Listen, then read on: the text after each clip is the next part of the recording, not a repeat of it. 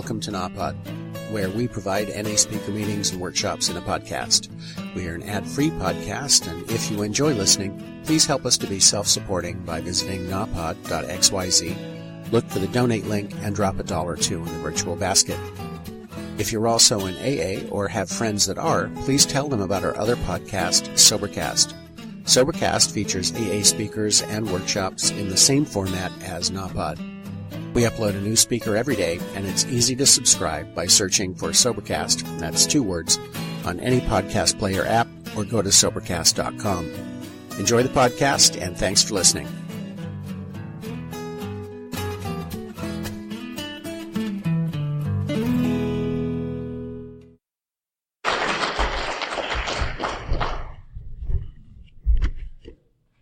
Good afternoon, friends. My name is Helder, and I'm an addict.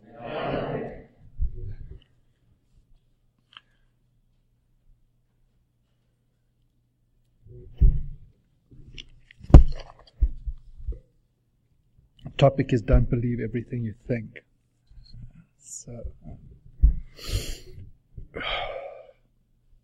I'm feeling quite emotional, Don't know why, but I've never really reacted to the readings in this way before, but maybe it's just because I'm making myself vulnerable, and I'm willing to speak the truth. So that's kind of like not very familiar territory for me. How am I doing here? Okay, I'm just getting comfortable there. I believe I have to do like 30 to 35 minutes. And because the topic is don't believe what you think, I didn't really want to think about what I didn't believe what I think, so so we're about to find out how deep the rabbit hole really is, right? Okay.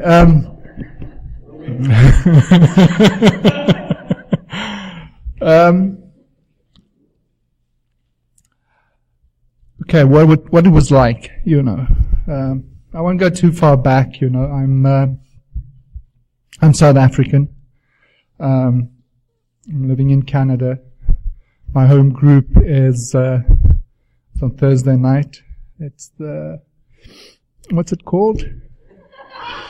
No, the one, I've only gone to 2 meetings. I move around a lot. I travel a lot. Share and Hope on Thursday night, 8 o'clock. You'll find me stacking chairs, That's what I do. Because I move around a lot, and I've got a history of bad behavior. First thing I do is I check where the meetings are. I make sure I get to a meeting, and I look around for someone who's got something that I admire, and I ask them to if they'll sponsor me, And I think that's kind of like how I'm learning to be honest, because the thing with my brand of dishonesty, well, I don't know if it's mine. I can only talk for myself. It's like it's my blind spots. I can't see them, and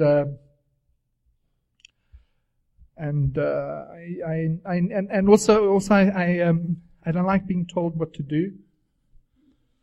So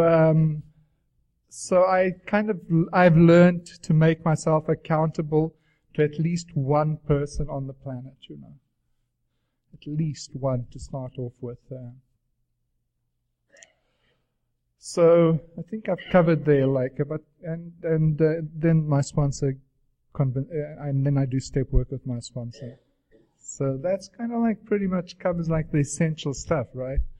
So now that I've covered the essential stuff, I can get into the bikers and hippies and all that stuff, right? Okay. What it was like, I think I remember like around 92, I think. I think that was the year Nelson Mandela came out of jail.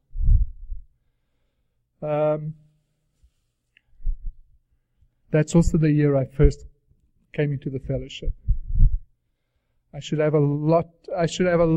the number of clean years should be a lot more than I actually have. But that's not what it's about, really, I think what it's about for me is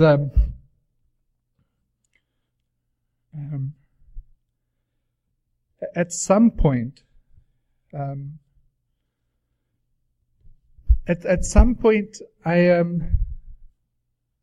couldn't carry on, and that, and I think, it's such a long story, because 92 is when I first came into recovery, I think when I first started using in South Africa, I must have been I was a little boy stealing my father's cigarettes, or going into the liquor cabinet. I wonder if that's being drug specific. Anyway, and just kind of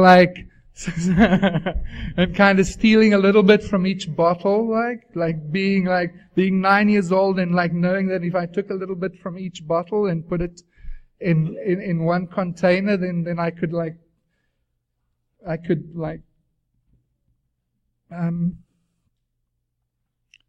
didn't even know what I was doing,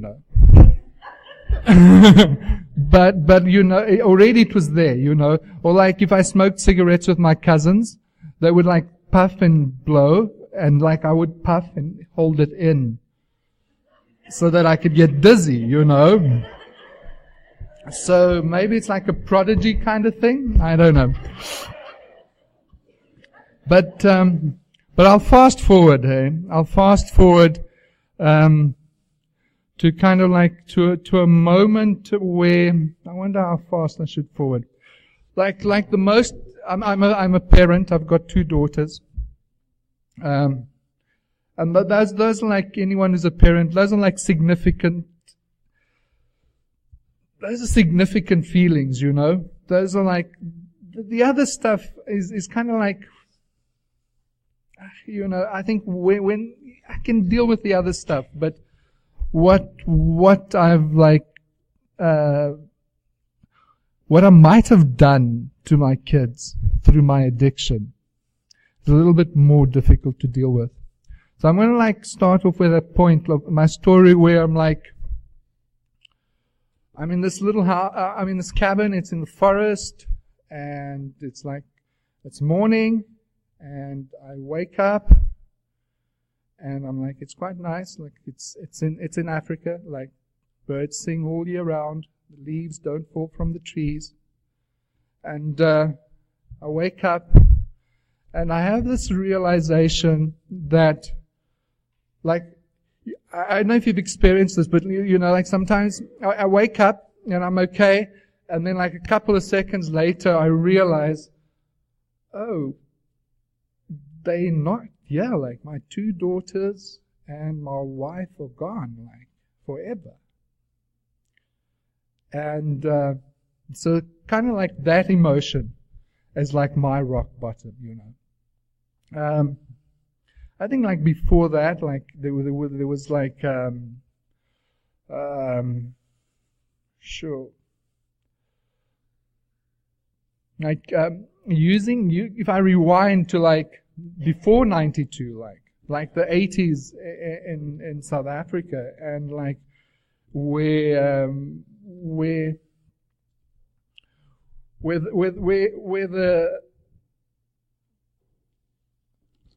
the people in charge are illegal. Okay. It kind of makes it. It's almost a kind of a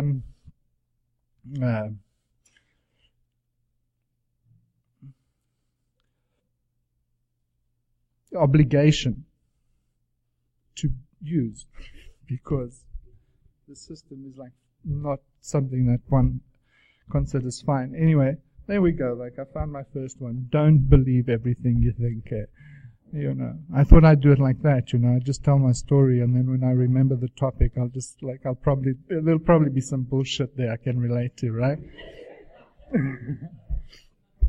So that's probably the first thing is that my using was all about justification, I was I always thought that I was being spiritual. Okay, like that. The substances that I was using were expanding my consciousness. That they were actually, when I first started using, I thought everyone should use. I thought this, so that was like my mission. Yet everyone must get stoned, right?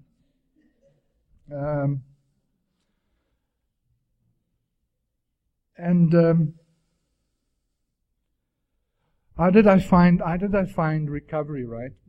Okay, I'm like, because, I could go on like with this, like, I don't know if you guys up here talk about junkie pride, It's very easy to get into junkie pride, like how cool I was and how cool it was. And there's another one that is just like quite a lot of bullshit, like being that terminally cool person. But at some point, I was also like, I kind of managed to like have a car and a job for a lot of the time, like, so like, because I come from a background where we got like a very strong work ethic. It's like you're allowed, like my father and my uncles and all the role models in my life, which was like, you can get like really wasted as long as you go to work the next day. Then it's okay, you're being a man. You can get like, you're actually being... Anyway, that was another thing that...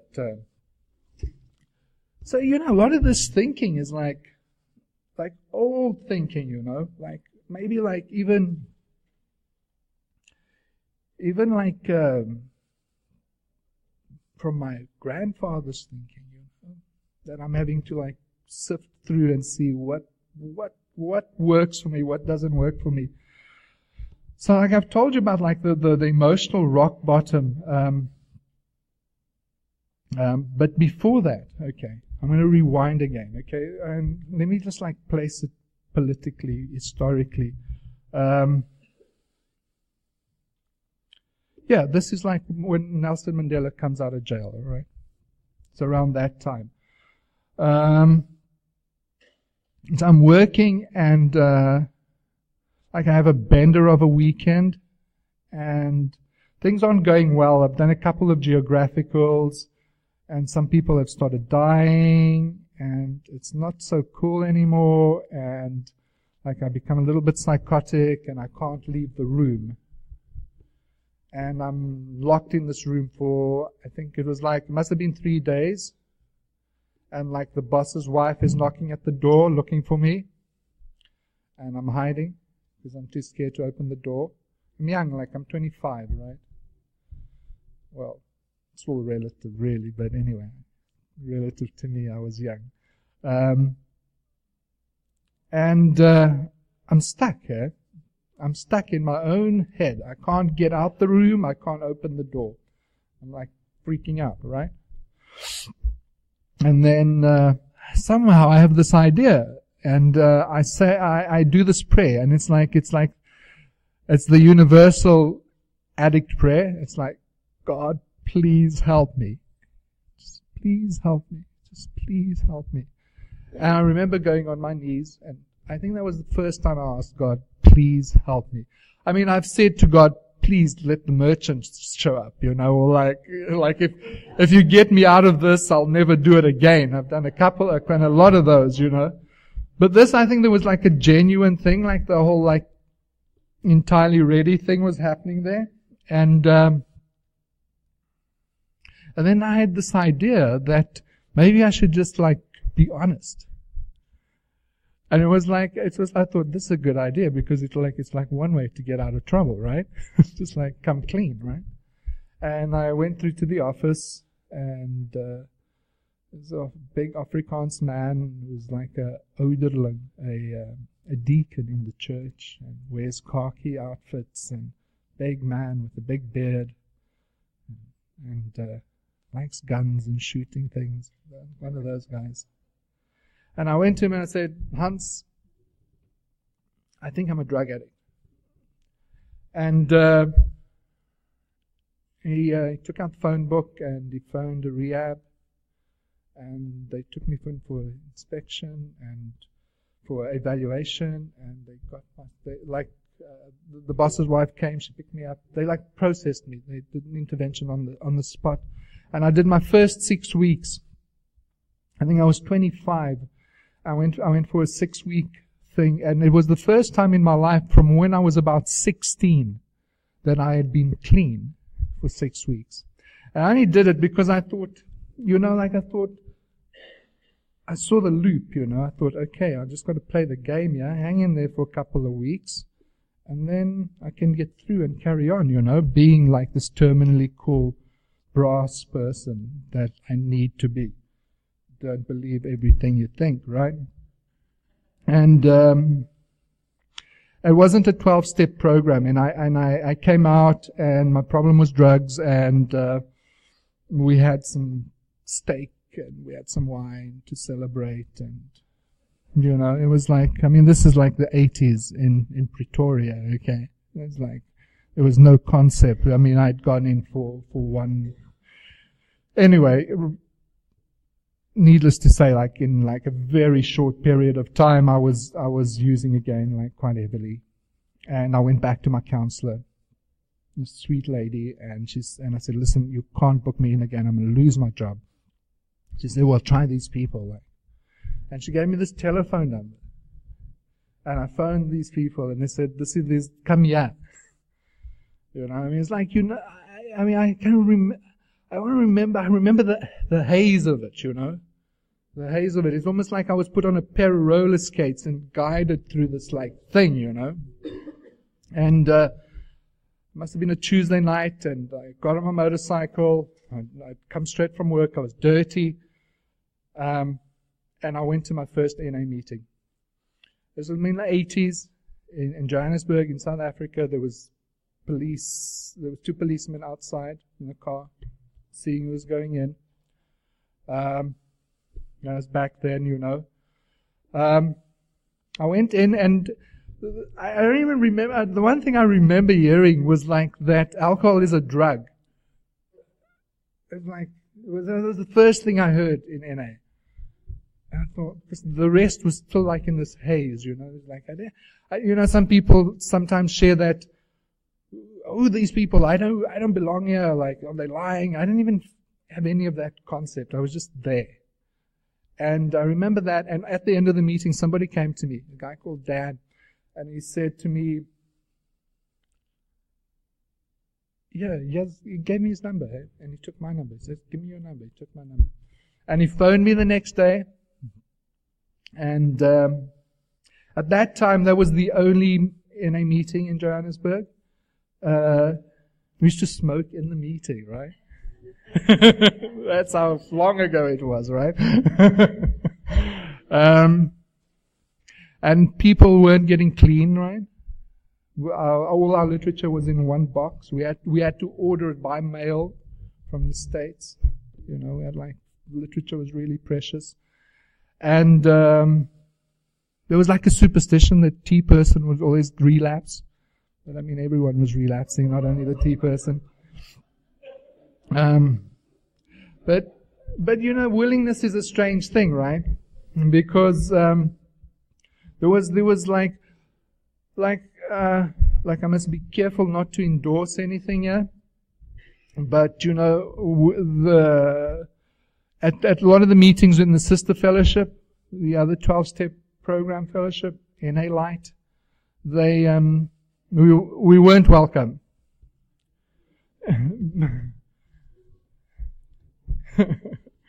But there was one meeting, a halfway house meeting, and they welcomed everyone.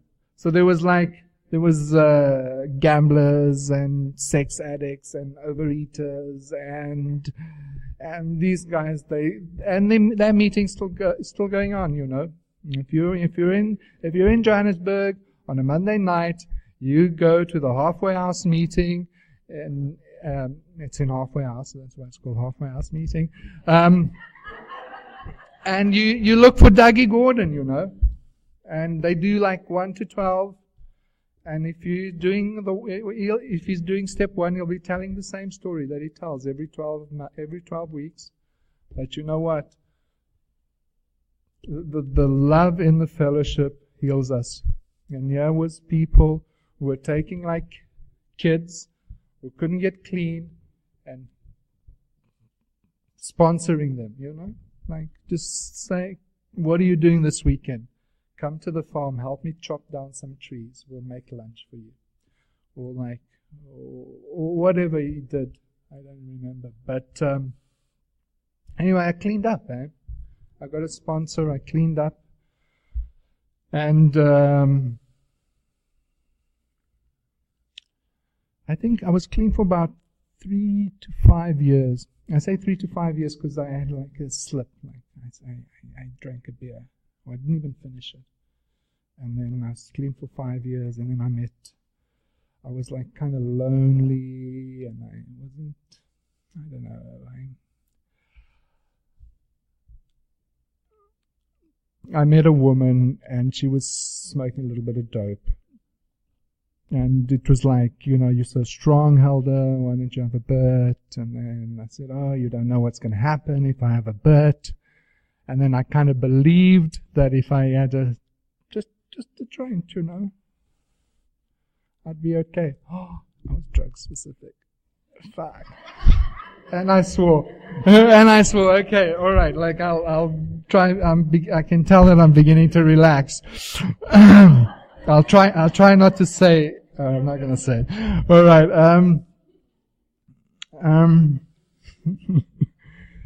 Anyway, like I'm gonna fast forward again, right? I'm like from the cassette generation, so you can like imagine it. And it's like another 10 years, right? And like I've got 2 kids. I'm living in the forest. I'm growing organic vegetables. We've got chickens. I'm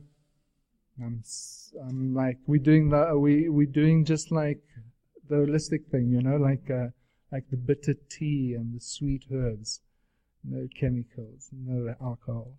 Just we're really cool people, right? But this disease is progressive, and no matter how much I bullshit myself, go back to the topic and think that I'm cool. In the end, right, what started happening, it was the summer of love, so it must have been around 97, right? As new substances like come out, right? And it's like, this is what we've been waiting for, Helder. No side effects. It will change your life. Anyway. Massive parties, and like I just thought, okay, if this new substance is out, I need to try it. And anyway, to like fast forward a bit.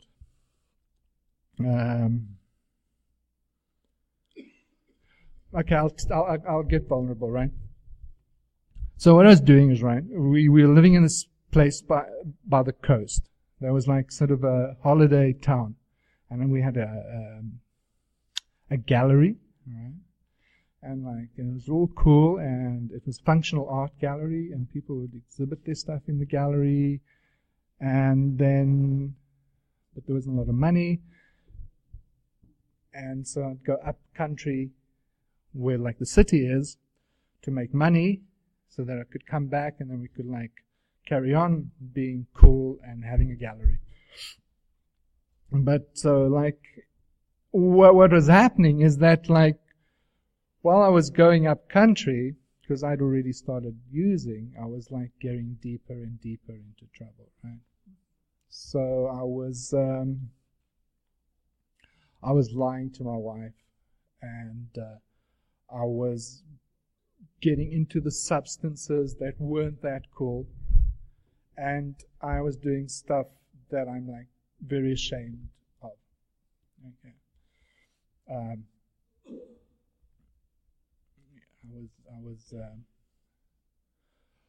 was getting my party pack on Friday night. I was phoning my wife. I was saying, darling, I'm going to bed. Love you. Bye. And then I was taking drugs, and I was sleeping around until like Sunday morning. And then like I was pretending it didn't happen. Okay. I was pretending it didn't happen. And now this is where it gets a little bit weird. I was like keeping a journal about all this stuff, because somehow I still thought that I was like this this like Jack Kerouac kind of dude, right?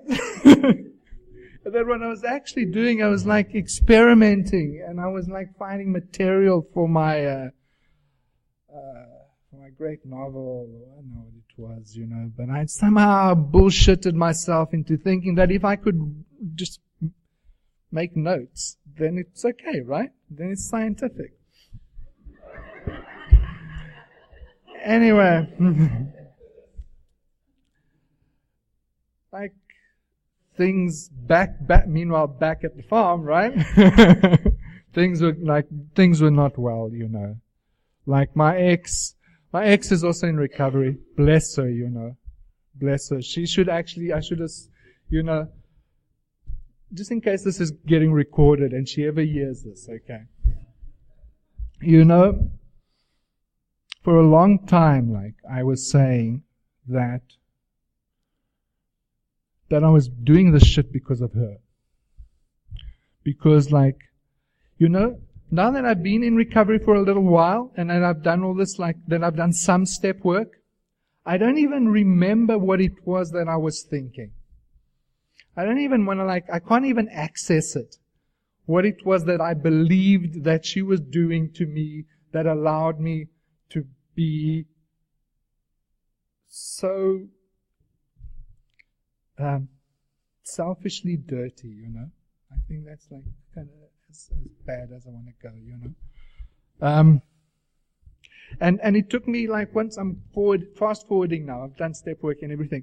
It took me about 4 years of recovery, of doing step work, before I was willing to admit that I had to do a step 7. Is it the 7 the one where you go and apologize to people? No, it's 9 after we make the list, right? And this guy had been very kind and worked with me, and he said, okay, you got to go to your ex-wife and you got to go apologize, And I went to her and I had the list, and I said to her, I'm sorry I did all that stuff, And she just looked at me, she looked me in the eye and she said, you don't have to apologize to me. You have to apologize to your kids now. She didn't accept it. She says, fuck off, man. That's how bad it was, And and maybe it took me another year or so to kind of realize. And as I mature in my recovery, I'm beginning to understand more and more that what I did is actually unforgivable. And that for me to come with this I don't know where I learned this stuff. It was probably at Sunday school, that we forgive each other, that I have this expectation that people will just forgive me. It's like what we do, right? Well, you know what?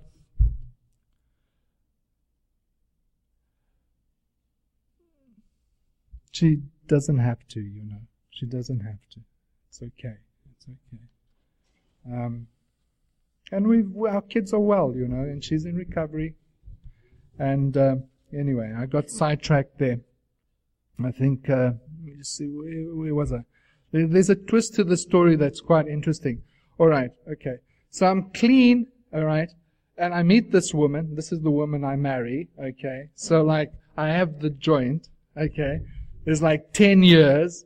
We've got married. We're living in the forest. We've got 2 kids. We've got chickens, right? Marriage falls apart. It's ugly, right? It's ugly.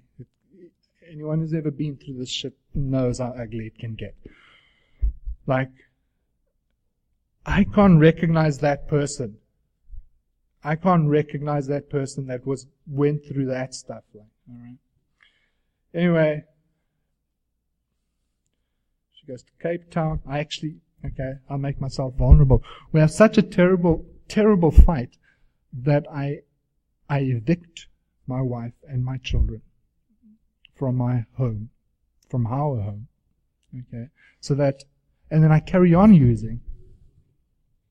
At no point do I think that maybe I'm doing this because I'm an addict and I want to use. I'm thinking I'm doing this to protect myself from her, I'm doing this because she's such an evil person and I need to protect myself from her. Anyway, she leaves and okay,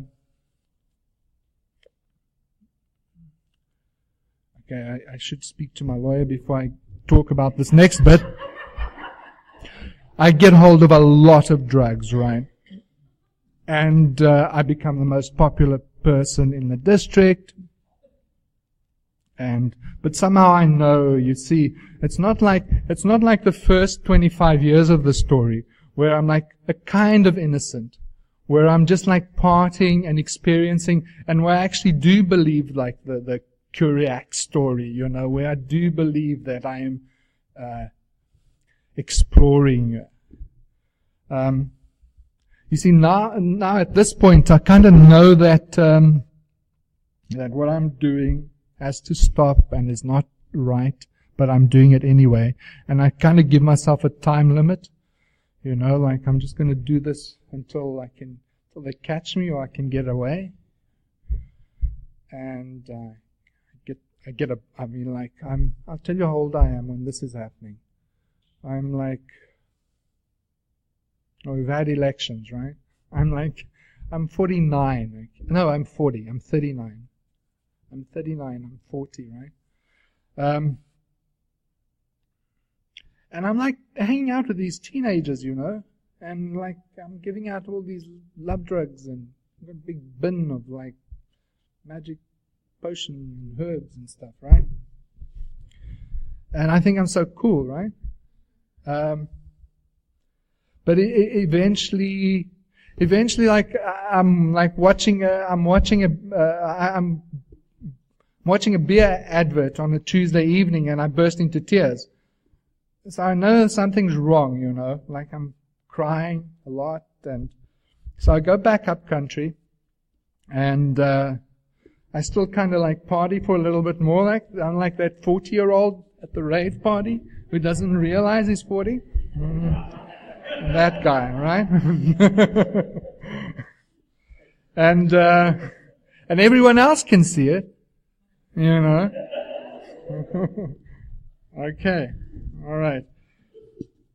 Okay, I'm gonna tell you what happens. I can't see it, all right? I can't see it. One day, like, I'm in front of the mirror. It's morning time, and my tooth breaks. My front tooth breaks off, right? And like, I'm so self-obsessed and vain that was like the one thing that made me go back to recovery, right? It was just too much, you know?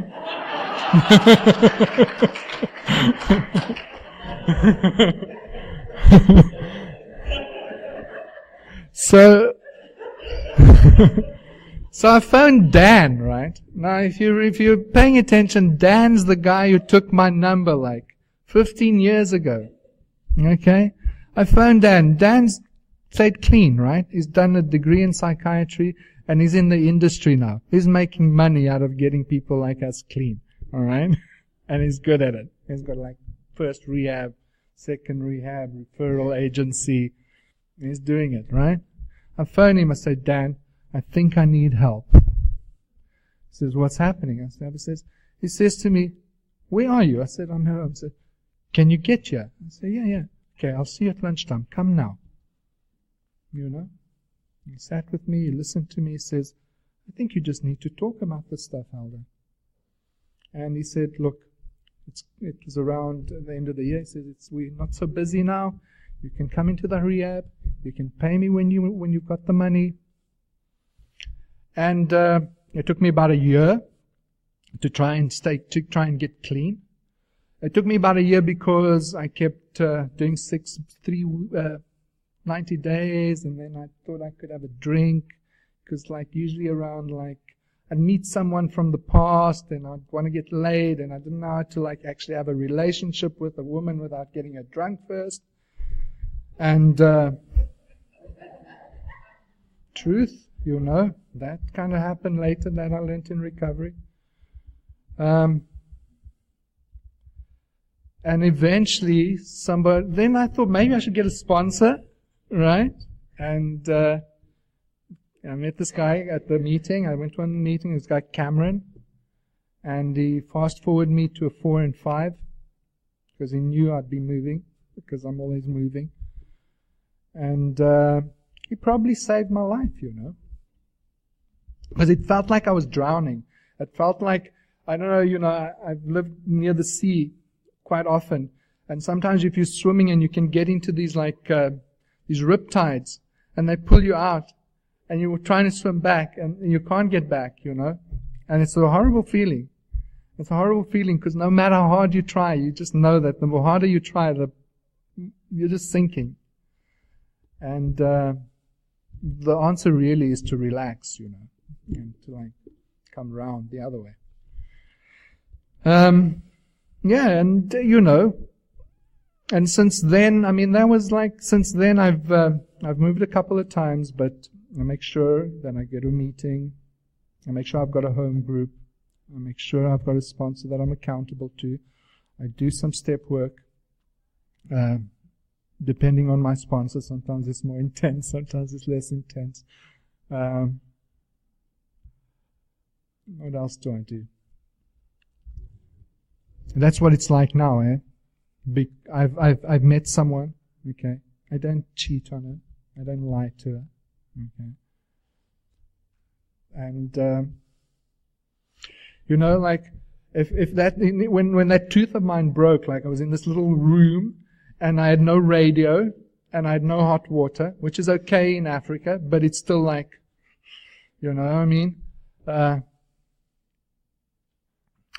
And if that I'd be talking at a convention in Ottawa is beyond my wildest dreams, So even the stuff I can think up is not nearly as amazing as what happens in my life when I apply myself to the spiritual program.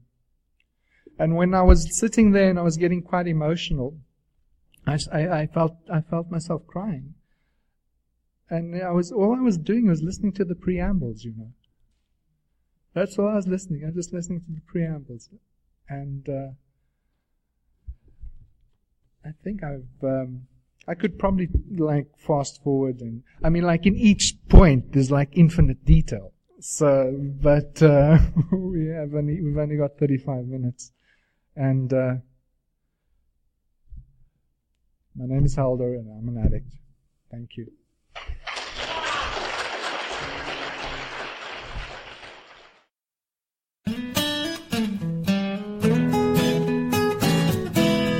Thank you for listening. I hope you enjoyed the podcast.